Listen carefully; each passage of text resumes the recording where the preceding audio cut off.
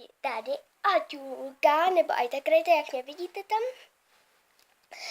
A teda, dnes to bude 10 typů lidí. Nebude to ani na pláži, prostě nikde. Bude to prostě doma a prostě to bude všechno spíchaný. Takže jsem udejchaná, já jsem s Lukou běžela, protože jsem moc jídlo. A teda můžeme jít na to. První typ lidí je hyperaktiv.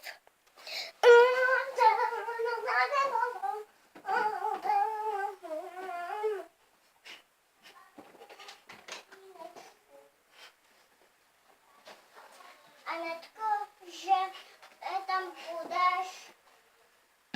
Anetko. Druhý typ lidí je posluchač hudby. Last Christmas I ate on my heart, never say you sold it away. But this smile you are away, when on the sea you were sure. Last Christmas I ate on my heart, never say you sold it away. Last Christmas I ate on my heart. Třetí typ lidí je tanečník.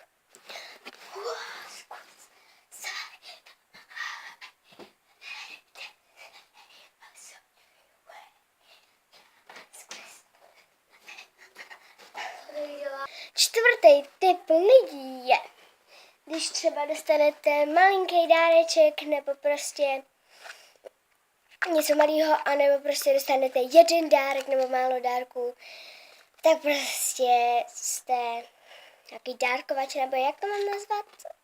To si děláte srandu, ne? Jeden dárek, jeden pitomý prstýnek. Už si ze mě děláte srandu. Jeden dárek, malý, tam má 3, ten má 4, tam má 5. Tak to se uklidíte, protože já to stopro nechci, takže já to zahazuju. Takže tady to se uklidíte, protože já to teda nechci a mi to úplnej šumák. Další typ lidí je šprt. Hej, Aneto, ukaž písemku. Já vám ukazovat písmenko nebudu.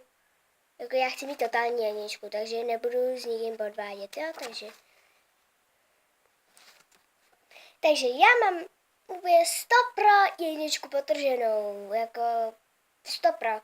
Ty taky? No, nevím. Já mám jedničku potrženou. Vím to. Cože? Jenom jednička? Já mám mít jedničku potrženou. Cože? Bože.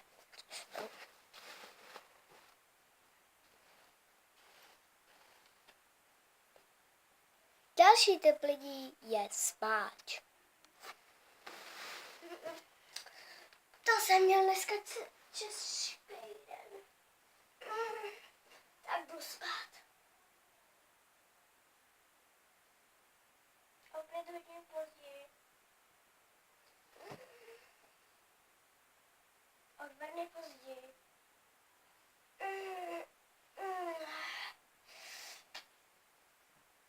Musel jsem spát jenom hodinu. Jdu spát. O další 2 dny později.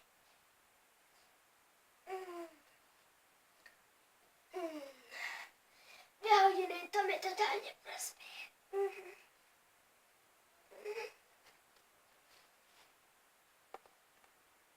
Další typ lidí je Barbína.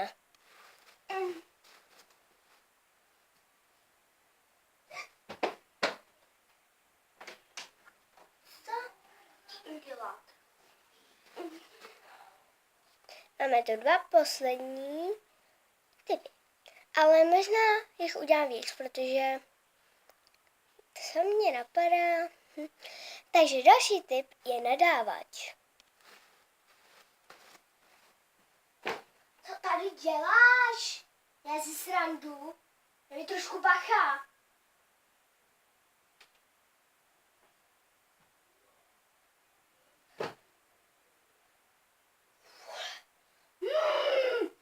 To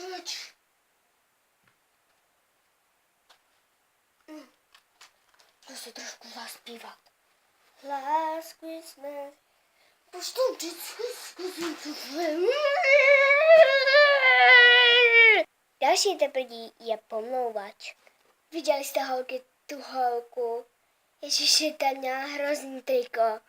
A viděli jste toho kluka? Ty vole, nevím, jak může schodit s takovou krávou, ty vole. Další typ je ten, co nakopuje, nebo prostě ten, co vždycky prostě lže. Ne. Ten, co prostě všude něco nakopuje. Prostě nakupovač.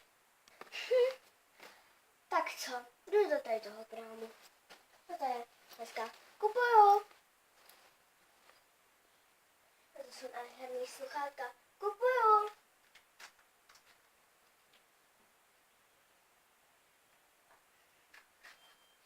No to je nádherný prstínek. Kupuju.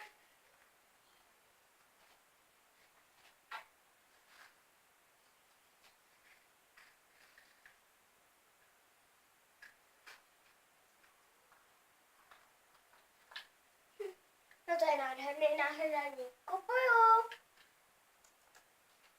Hádám si dát ten nádherný prstínku.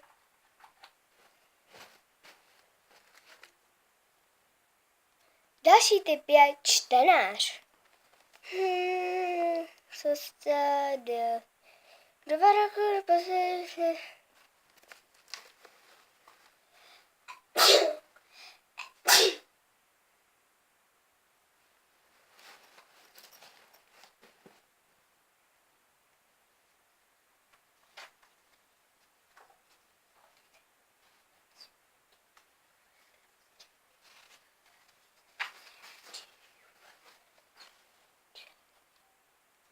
Další typ je lhář.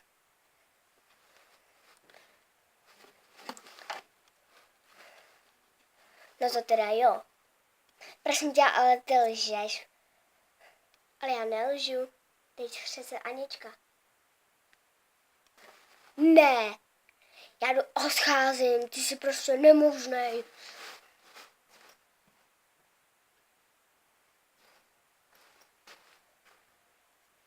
Ale prosím tě, teď tady to stálo 150, tady ty knížky stály každá 28 korun, tady ten baťoch s věcmi stál 28 korun, tady ty sluchátka stály 150 a tady ten klobouk stál 58 korun.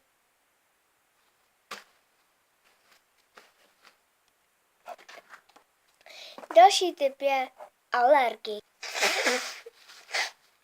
Pro boha, ty tady léto. Kytky pitomí. Další typ je otazovač. Prostě ten, co se furt na ně...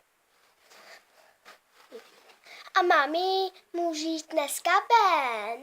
Synku, ale dnes budou palačinky. Maminko, prosím.